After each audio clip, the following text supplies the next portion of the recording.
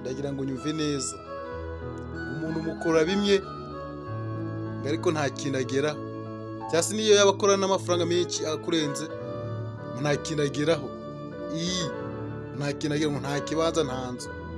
Ese wowe ubwiwe n'iki we ko nta kintu ageraho? Ibintu bye ngo ni ukuja kurya abana, kwinywera no kubetinga n'ibindi nk'ibyo. Mbese bakubwiye yuko ibyo byo niba aribyo byifuzo bye, ni gute uvuga ko nta kintu ageraho?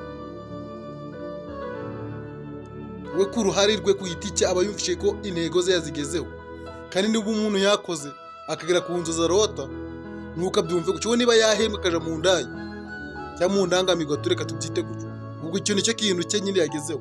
Niba nawe wahembwe ukaguramo ikibanza cyangwa se ukagura n'inzu, ukagura n'imodoka n'izindi mitungo, ubwo nawe ni ibyo nyine nibyo byifuzo byawe.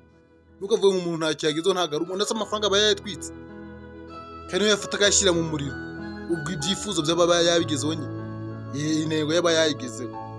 Dati wayi kuvuga ngo umuntu ntacyo kintu ageraho kandi akora gute se akigeraho, ubwo nuko atagera ku cyo ushaka akageraho cyangwa icyo wagezeho, urumva? Kandi nawe ibyo wagezeho ntabwo akuvuga ngo nta kintu wagezeho.